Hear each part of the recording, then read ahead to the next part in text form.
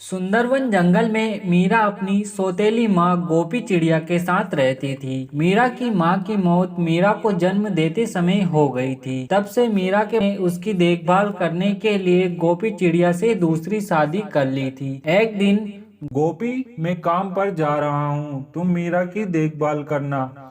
ये भी कोई कहने की बात है जी। मैंने आज तक आपको कोई शिकायत का मौका दिया है जो अब दूंगी। आप निश्चित होकर जाइए, मैं मीरा की देखभाल बहुत अच्छे से करूंगी।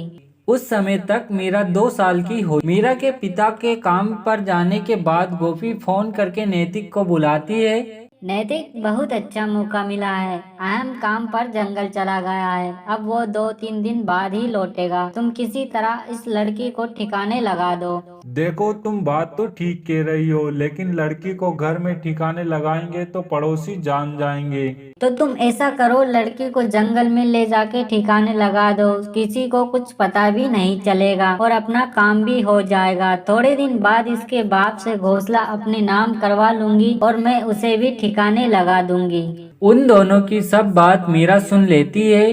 तुम बहुत गंदी माँ हो। मैं पापा को सारी बातें बताऊंगी। तुम इन अंकल से मिलकर मुझे और मेरे पापा को मारना चाहती हो। नैतिक, जल्दी करो, इस लड़की ने हम लोगों की बातों को सुन लिया है। अब ये और खतरनाक हो गई है, इसे जल्दी से ठिकाने लगाओ।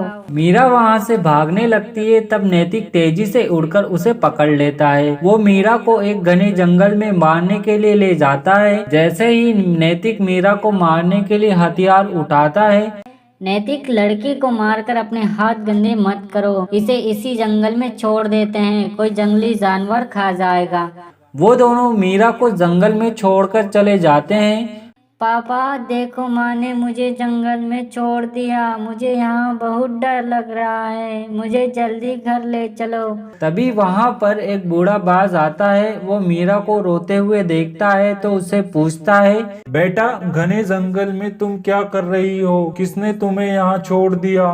दादाजी, यहाँ मुझे मेरी सौतेली माँ ने मरने को छोड़ दिया, लेकिन आप कौन हैं? बेटा, मैं भी तुम्हारी तरह दुखियारा हूँ। मुझे भी मेरे बेटे ने जंगल में छोड़ दिया। दादाजी, यहाँ बहुत सारे जंगली जानवर हैं, मुझे डर लग रहा है। तुम डरो मत, हम लोग एक घर बनाएंगे और उसी में रहेंगे। दादाजी, हम लोग घर कैसे बनाएंगे? यहाँ तो लकड़ी है ही नहीं। अरे, हम लोग बांस का घर बनाएंगे। चल बेटा, रात होने से पहले हम लोग घर बनाने के लिए बांस काट कर ले आए। दोनों बांस काटकर इकट्ठा करते हैं। फिर वो बांस से बांस का घर बनाने लगते हैं। दादाजी, मैं भी आपके साथ घर बनाने में आपकी मदद करूं? हाँ बेटा, तू भी घर बनाने में मेरी मदद कर।